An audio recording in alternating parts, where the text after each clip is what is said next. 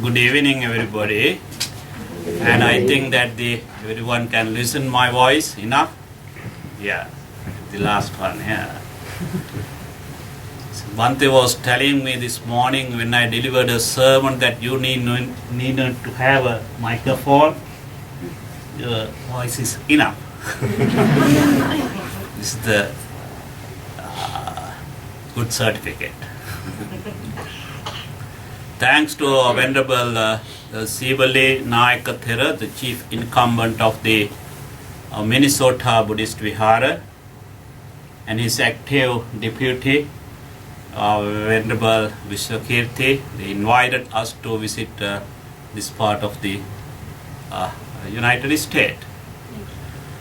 And happy to meet every one of you, and it seems to be that many of you have a good experience of meditation. And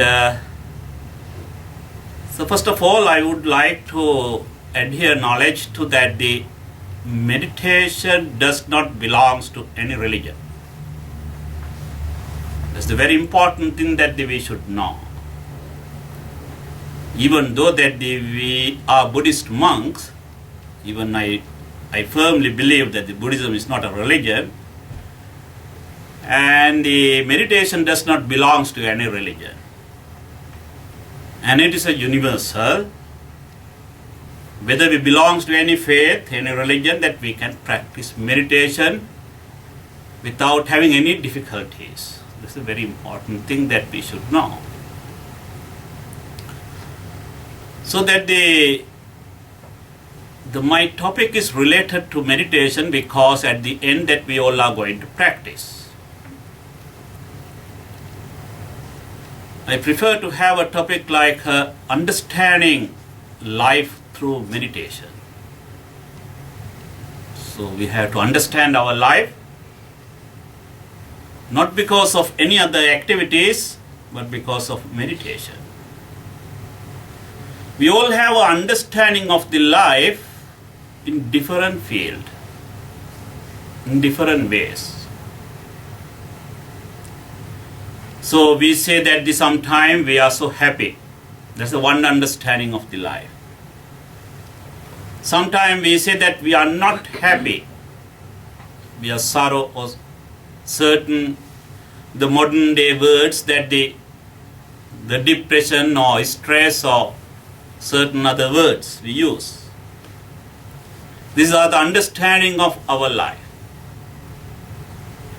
We also understand our life like sometimes we need a physical requirements, hungry or thirsty or some other physical requirements. Then we understand life, oh, that's the life. But when we are going to understand the life through meditation, of course, the meditation is a technique that we have to practice. But this understanding is beyond this all the explanation which we understood the life through any other sources. So everyone have the mainly 5 organs. External organs, we all have the eyes, nose, ears, tongue and body. And we also have the mind. So minds to think. But if I ask you where is the mind, the many of you will see that, oh, where is the mind? So you won't able to find the mind, even that your corporeal body, you have a lot of organs, but so where is the mind is existing? Even in the medical science also they try to find where is the mind. But we have a mind also. So let us see that how our organs are working. We know that we all are seeing the world through our eyes. When we saw the world through our eyes, the first impression is that whatever we see, that we like to see it, If we like to see it, then we have a certain attachment to that particular object. If we don't like to see it, we want to reject it, then we don't have any attachment to it. It depends on that how we utilize our organ. The same way that the ears also, when we listen something, if it is very soothing, beautiful, naturally, so we have a great attachment to that particular voice or music or anything. So if we don't like it, then eventually we are rejecting it. So anything putting onto your tongue, again that if it is very good taste, then you have attachment towards it. So if you don't like it, then you want to reject it. By the way, that all the organs we are using, and two things are very prominent. Either we attachment to certain things or we want to reject it.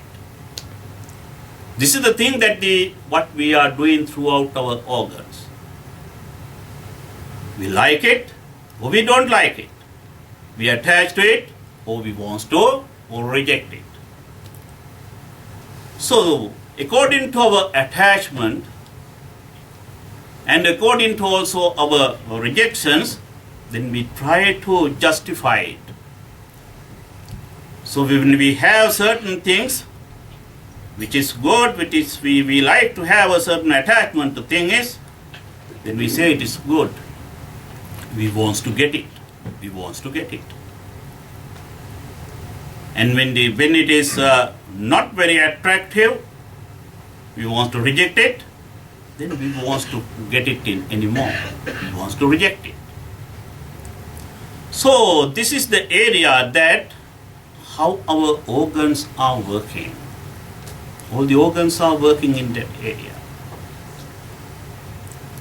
But the good practitioners, the meditation practitioners, they will be able to understand where we should have the attachment, where we should reject the things. In fact, the good practitioners eventually they will understand that nothing to attach or nothing to reject. There is no certain things to attach, and again there is no things against to reject also. That is the highest level of our mind. The good practitioners will able to see it through the practice. So the Buddha, you all know that the Buddha is the founder of the Buddhism. Unfortunately not visited America. The Buddha was lived in India for a long time. And during the Buddha's time, everyone I think know that the prominent religion was the Vedic religion of Brahmanism. In that society, Buddha did not want to introduce another religion. Even some people were talking about the teachings of the Buddha as a religion. Some people were talking about the teachings of the Buddha as the philosophy. The teachings of the Buddha is not a religion or not a philosophy. It is just a day-to-day life that we can apply into our lives as a path of purification. It's a guideline. It's a discipline to our life. It's a guideline. There is no any religious flavor on teachings of the Buddha. When I say there is no religious flavor on teachings of the Buddha, what does it mean? There is no something that we are going to believe. So the Buddha is teaching that the first and foremost thing expressed to the society is the followers should not believe anything. So that's a wonderful open things to our mind. We are not going to believe anything. So the Buddha himself declared a wonderful suttas known as the Kalama Sutta. Kalama Sutta. Now that the net is there, the internet, you can Google the Kalama Sutta and you will read all the Kalama Sutta. And that Kalama Sutta Buddha mentioned about Ma Paramparai, Ma Itikirai, Ma Pitaka Sampadane, Ma Takka Hetu, Ma Naya Hetu, Ma Akara Parivitakai, Ma Dittinjanakanti. These all are the Pali language. And Buddha said that we should not believe anything just by mere hearsay. We also should not believe anything because it has come all the way from our tradition. We also should not believe anything because it is written in the text. We also should not believe anything because it is from our family tradition. And ultimately Buddha said, we also should not believe anything because I am the Buddha. Not I am, the Buddha is there. But because of the Buddha, that we should not believe anything. That is the great appeal to us. How we are going to look at the world without believing. So we have to look at the world as it is, Not just because it is appeared. When we want to look at the world as it is, then we can't believe anything beforehand. We have to examine it carefully. We have to find out the reasons for it. If the reasons is tally with our norms, then we are going to accept it. Not to believe, but to accept it.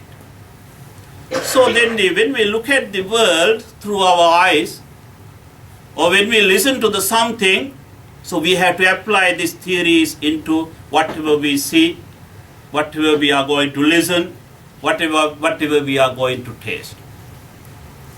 So when we are looking to the world, we look to the world, but we don't try to find out what the reality behind it.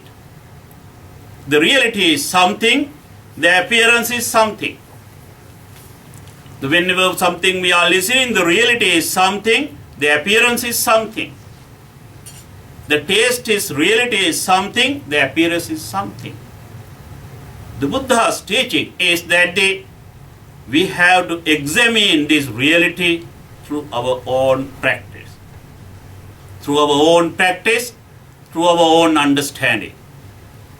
That is why that the understanding life through meditation is so essential in this 21st century. Because 21st century, there are a lot of misleading in the society, so that we do not know that sometime where we are going. Because these appearance things we believed firmly, these are the reality. Then finally we will land in nowhere. So then our life is miserable.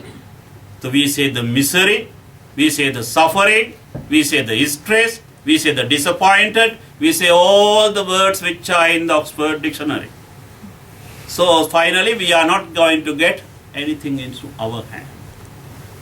But that the good practitioner, not only at the time of practice, but at the time of even in their day-to-day life, after leaving this hall, in every moment you can apply the techniques in order to see the reality of the world. Then you will be always happy. You will not be disappointed at any time. You will be not misguided at any time. You will always see as the things are as it is, reality as it is. That is the important thing according to the teachings of the Buddha, why we need to practice meditation, why we need to have this kind of training into our life. So we have a different trainings to our life throughout our lifetime. We born to this world as good human beings. We were educated, this is the general society, we were educated. We finally many of you got married and produce your children and contribute to this society.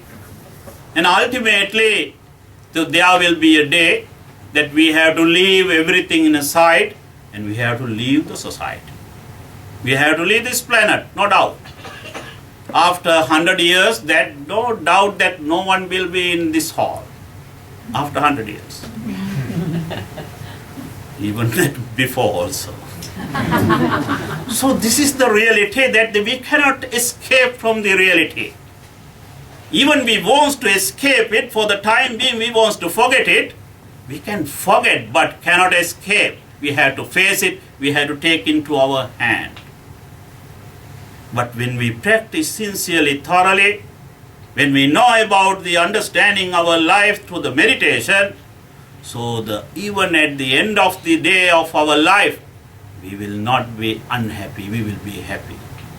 So even we can leave this planet, this society, with a very good positive energy, with good mind.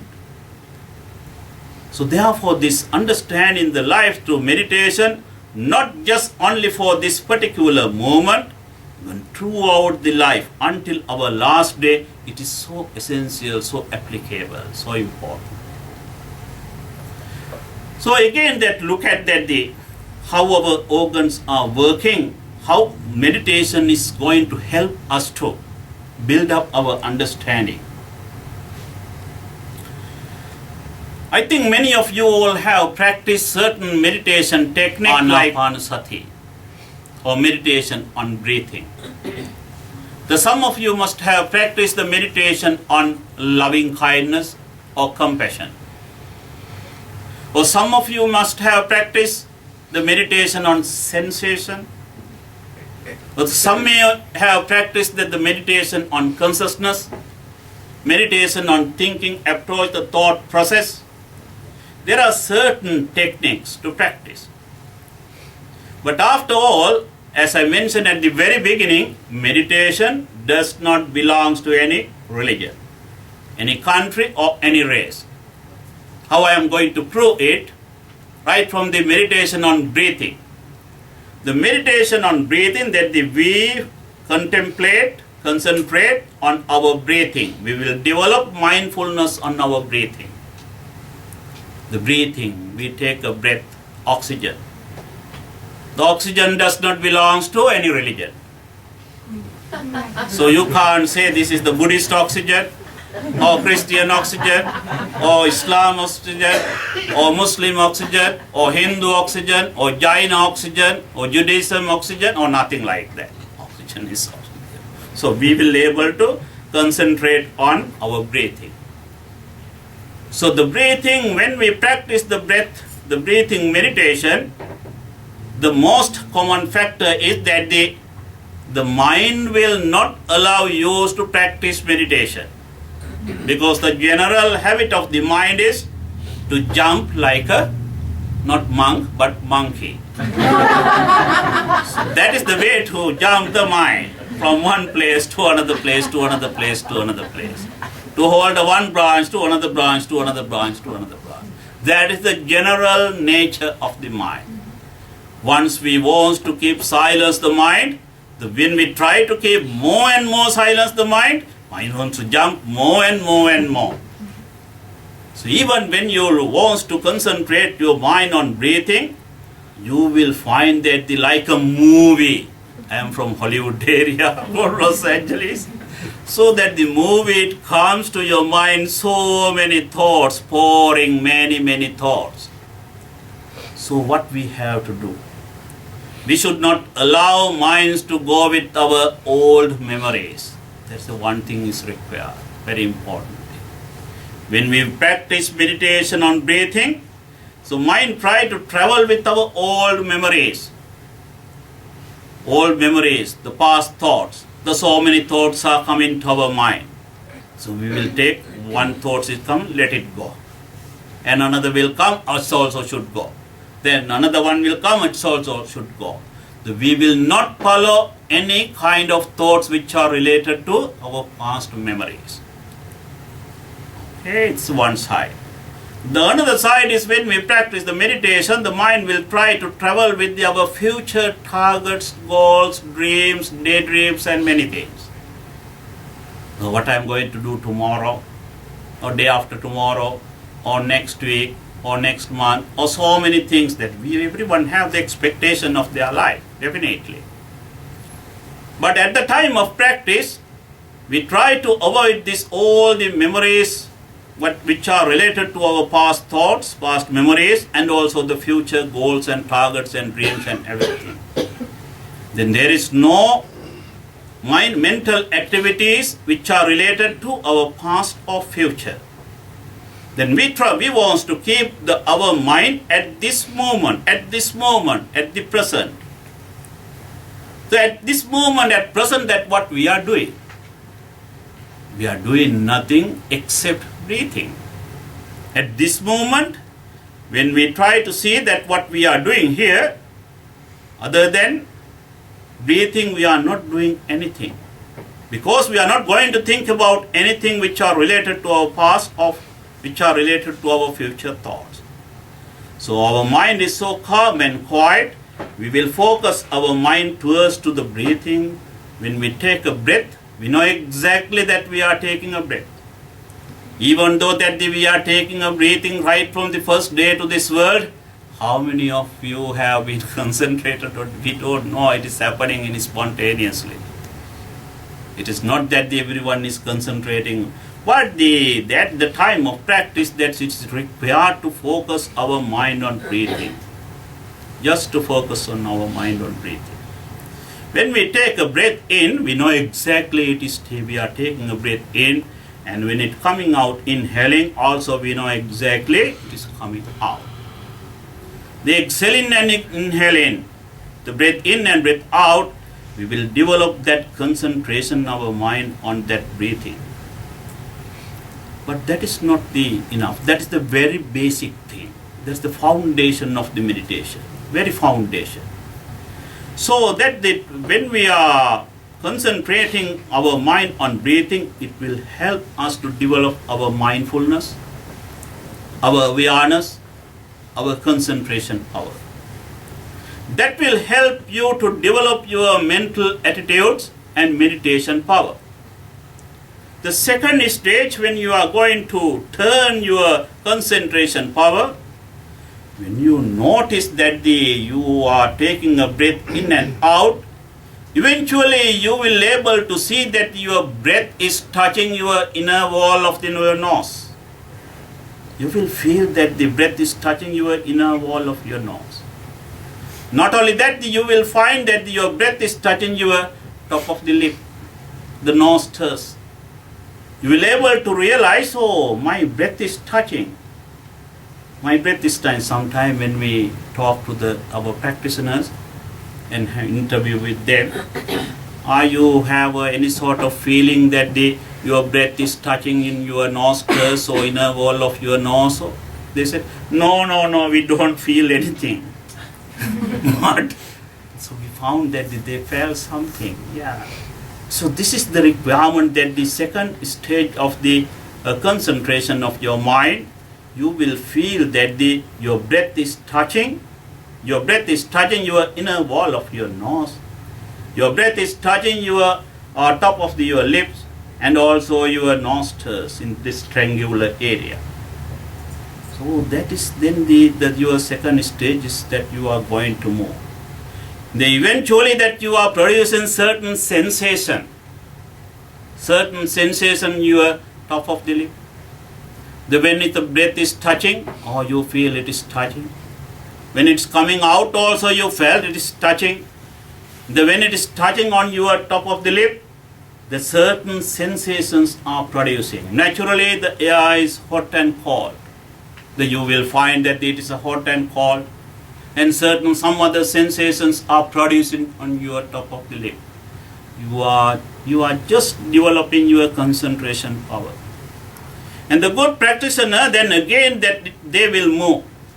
They will move from there onwards, and again that wherever they move their mind in their body, anywhere they touch through their mind, then they will find that some sensations are producing in the entire body. When they take their mind into the forehead and contemplate in the forehead for some time, they will find some sensations. When they take their mind into the top of the head, they will find some sensations. Or when they take their mind into any part of the body, they find some sensations are arising on that area. But the first and foremost requirement is that the deep concentration on your breathing. That is the essential one. That's the foundation of your meditation. So the good practitioner is practicing like that, step by step by step. Sometimes when we talk to the practitioners, they said, Bhante, we practiced the meditation for last 10 years. Still we are in infantry, Montessori, that we don't develop certain things. It is not that the technique is wrong. Definitely that the practitioner did not practice, or that they did not dedicate their life to practice enough. So this meditation is not just only for this particular hall. If somebody wants to experience it, somebody wants to have a better result, is every day that one has to practice, every day, daily. So when we talk to the practitioners, they said that we have so many works to do at our home, so many works to do at our home, except meditation we have time for everything.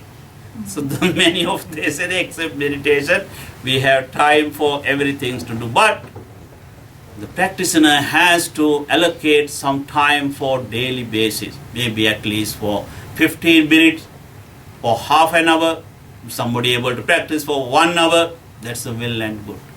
If somebody able to practice in the morning and evening twice in a day, that's very good. If somebody able to practice 8 hours in a day, the next day husband or wife will come and chase you from your home. You can't practice meditation for 8 hours or you better you go to the Minnesota Buddhist Vihara. So that be careful about it, but you can't practice like that. So until you become a monk or nun. So at least some hours, that is some minutes that you have to allocate your time to practice in daily basis. Not in that as this Bhante mentioned, after 3 months that they have come to this part, and 3 months again meditation. Again until they come, there is no meditation. Again they come in the meditation, then you will not get any results. You will not get any results. Just then you spend little time over here and then you will go back and nothing like that. Still you have just a verbal knowledge in your head without any experience. So therefore this daily basis practice is so required, so important. Please have some determination to practice every day, daily basis, at least starting from the 5 minutes, develop into 10 minutes, into 15 minutes, into half an hour. You will not lose any time of your 24 hours if you practice. You will be able to manage time, definitely. So therefore that day you have to make a very firm decision that on daily basis that you have to practice these things. The technique as far as I want to explain you here, as I mentioned that the meditation on breathing, that we call the samatha bhavana. Samatha bhavana, or the meditation on breathing, is like a meditation to develop your concentration power. Once you develop your concentration power through the meditation, you are going to turn that concentration power into the another stage, to the meditation on insight. The meditation on insight, what does it mean by the meditation on vipassana? Meditation on insight. The meditation on insight means that you will meditate with your sensations of your body, external body. The external body of that you will meditate with your external body, the sensations. Then the development of that part is that finally you will able to penetrate your mind through your body, and meditation on inner part of your body. That's the third or fourth stage. That one has to develop like that. Then you know exactly what is this life is. What is this body? How this body is working? What is this corporeal body? Everyone has this body. What is this? What is the reality of the body? What you will able to know that every sensation has three particular stages. What are the three stages of the every sensation is? Sensations are arising. It is existing for some time and it is passing away. Each and every sensation has this three formula, three stages. Whatever the sensations, just is arise. And it is keeping for some time, it is existing for some time, and again it is passing away. That is the true reality of the sensations. We don't know it. We thought that the sensations are permanent. Sensations are not permanent. It is just arising, existing and passing away. It happens in the very quick sessions. Due to it happens in the very quick sessions, that we believe that these sensations are the permanent. But it is not permanent. It is just happening like that. The good practitioner will be able to understand, it is arising, it is existing and it is passing away. Arising, existing and passing away. Each and every sensations of our body is like that. Whatever the sensations, eye sensations, ear sensations, nose sensations, tongue sensations, body sensations, any sensations, it is arising, existing and passing away. It is a true nature of the sensations, the Vedana. So therefore that we have to understand this particular nature of the sensations, not just by mere knowledge.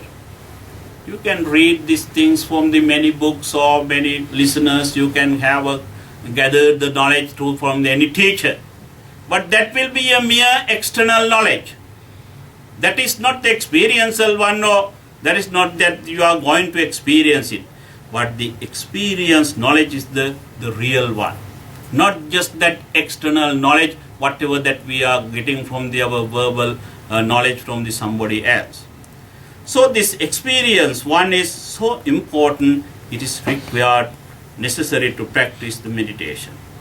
So before we go for the practice, I want to, before I go to, we are going to sit for the practice. We want to share with you certain thoughts, whatever that in your mind. If you don't understand about these techniques of practice, this is the time that you can raise your questions here, and we will be able to share with you certain questions. Then we are going to practice. So I will guide you how to practice. Together we will practice for some time. So please, if you have certain questions, let me know, then we can discuss about it. Thank you.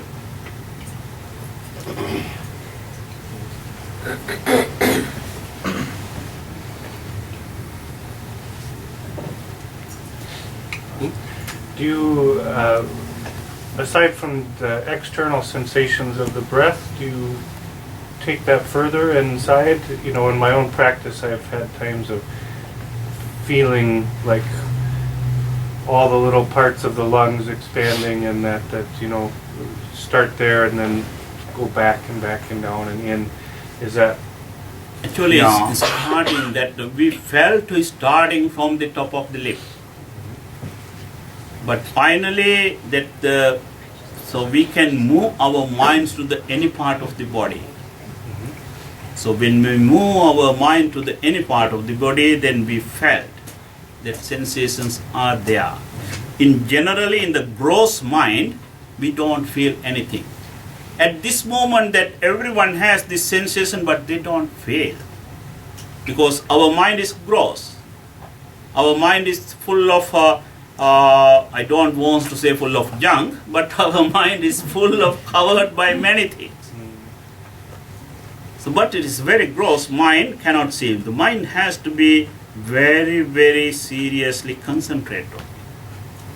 So when it's concentrated deeply, or you can take that mind to the any part of the body to touch it, you will feel, some sessions are very painful, some are very blissful, some are very soothing.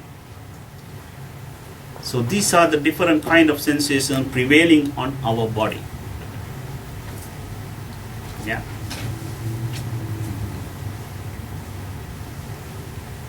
Yes.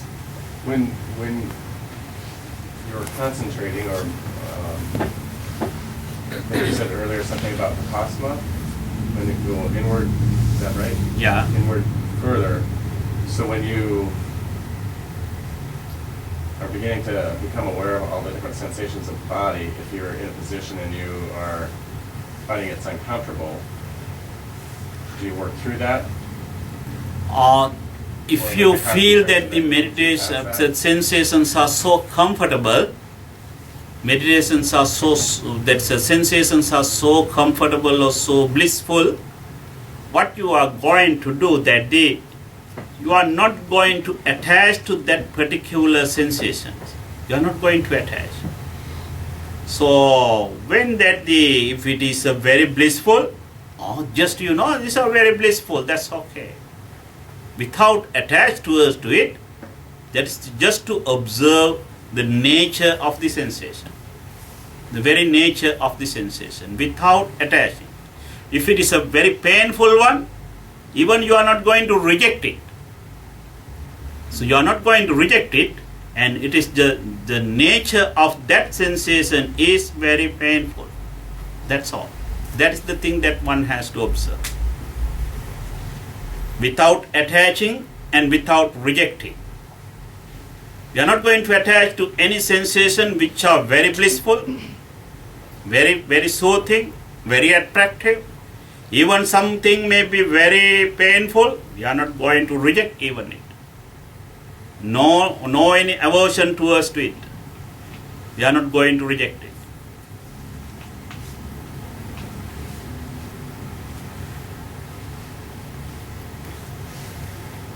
Okay, that is actually the second part of the concentration. Don't try to jump to that second part when you try to practice meditation. Where is my sensation? So that's not that. That the first thing is that one has to develop the very deep concentration on breathing. The deep concentration on breathing. So no requirements to practice the meditation on breathing. Only the requirement is that you sit just nicely, calm and quiet. You should not allow your minds to travel with your past memories or future goals. You should have the good determination. So you focus your mind with your breathing. You are not going to count the breathing. Some people may count in the breathing, when you take a breath in, 1 or 2 or 3. No, nothing to count. Just you observe it. You are observing it. So when you observe the breathings, what is going to be happen? The second difficulties comes to your mind. You will feel very sleepy. So this is the lethargy part. We call the lethargy sloth and torpor. Because your mind, the habit of your mind is, mind needs everything, some food. Because now you are going to give any foods to the mind. The mind is trying to be inactive here. So the general nature of the mind is to go here and there to seeking certain food to the mind. But there is nothing to do. You are not going to think anything. Just to observe your breathing. Then eventually those who have insomnia also, they can sleep when they practice this meditation on breathing easily. Because they are not going to, that the mind is not going to give any force, that you are not going to give any force to your thoughts to think. Yeah.